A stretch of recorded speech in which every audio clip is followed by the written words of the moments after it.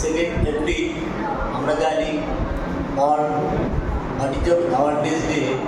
সেই ডেতে একটা ফ্যাকাল্টি ডেভেলপমেন্ট প্রোগ্রামের মতো অ্যাক্টিভিটি রেখেছে ফর অটিজম অ্যাওয়ারনেস। তো সেই বিষয়টা আমি তুলে ধরবো। আমার যে কন্টেন্টটা, আলোচনার বিষয়টা autism and social responsibility, A path to inclusion. আমার ছোট্ট যে পরিচয়টা, আমি সাধারণ চিন্তাভাবনা কল্যাণ ইউনিভার্সিটি নিউরোলজি ডিপার্টমেন্টের একজন ফ্যাকাল্টি হিসেবে সেখানে রয়েছি।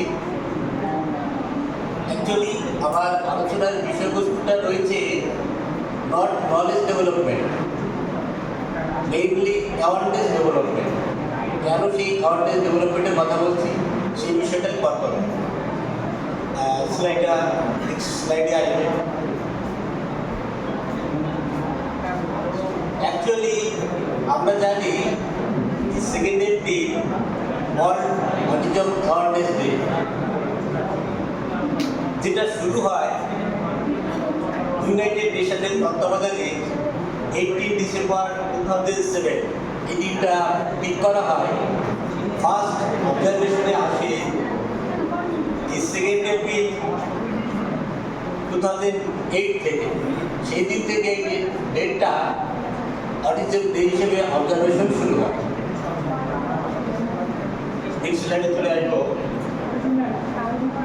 অ্যাকচুয়ালি আমাদের বুঝতে হবে অটিজমটা কি। আমি প্রথমেই বললাম নলেজ ডেভেলপমেন্ট মূল বিষয় নয়, আসল যে বিষয়টাই রয়েছে অ্যাওয়ারনেস ডেভেলপমেন্ট। কেন? অ্যাকচুয়ালি এই অটিজমটা মূল বিষয় যেটা রয়েছে এক প্রকার নিউরো ডেভেলপমেন্টাল ডিসঅর্ডার। কি সেই নিউরো ডেভেলপমেন্টাল ডিসঅর্ডারটা? অটিজম এমন একটা সমস্যা বর্তমান সময়ে যেটা আমাদের কল্পনারও বাইরে চলে যাচ্ছে। কেন বলছি? অ্যাকচুয়ালি একটা বেবি যখন বড় হয়ে ওঠে, আমাদের মা বাবা বা অভিভাবকদের অনেক আশা তাকে নিয়ে তৈরি হয়। কিন্তু অটিজমটা প্রবলেমটা কি? দেখে মনে হয় কোনো সমস্যা হয় না, কিন্তু অটিজম এমন একটা প্রবলেম যেটা আপনার বেবি ইন ফিউচার কোনো প্রকার সোশ্যাল কমিউনিকেশন কিংবা সোশ্যাল ইন্টারাকশন কারোর সঙ্গে করবে না। তার ভিতর বিহেভিয়ারিস্টিক তার ইন্টারাকশন কিংবা তার অ্যাক্টিভিটি সম্পূর্ণ ডিফারেন্স লক্ষ্য করা যাবে। এটা আমার বক্তব্য না, আমেরিকান সাইকোলজিক্যাল অ্যাসোসিয়েশনের এই বক্তব্যটা। অ্যাকচুয়ালি মূল বিষয়টা কি লক্ষ্য করা যায়? আমরা সব সময় আশা করি আমার সন্তান সময় মতো ঠিক মতো সমস্ত কিছু ডেভেলপ করবে। তুমি বাইরে থেকে দেখলে ফিল হবে সব কিছু ডেভেলপ হচ্ছে, কিন্তু আপনার বেবি কোনোভাবে সোশ্যালের অভিভাবকের সঙ্গে, প্যারেন্টের সঙ্গে কিংবা তার যদি সিনিয়র জুনিয়র ভাই বোন থাকে কারোর সঙ্গে কোনো প্রকার সোশ্যাল কমিউনিকেশন বা ইন্টারাকশন করবে না। এটা এক প্রকার ভীষণ প্রবলেম। সেই কারণে আমি প্রথমেই বলেছি এটা আমাদের মূল বিষয়বস্তু অটিজম সম্বন্ধে অ্যাওয়ারনেস ডেভেলপ করা। যদি অটিজম সম্বন্ধে অ্যাওয়ারনেস ডেভেলপ করি তবেই কিন্তু এই সমস্যা থেকে বেরিয়ে আসতে পারবো। কেন বলছি পরে জায়গাগুলো পরপর আসবে। নেক্সট,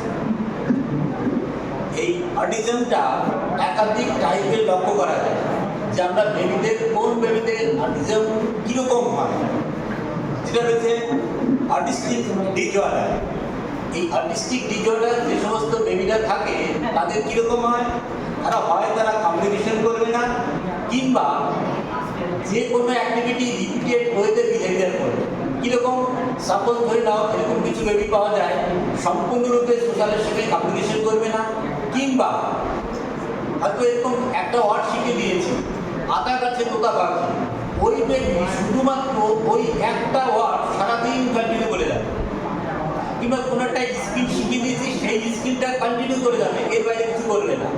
এই ধরনের কিছু যে টাইপটা রয়েছে তাদের বলা হয় অটিস্টিক ডিসঅর্ডার। নেক্সট যেটা রয়েছে স্পেকট্যাকেল সিনড্রোম।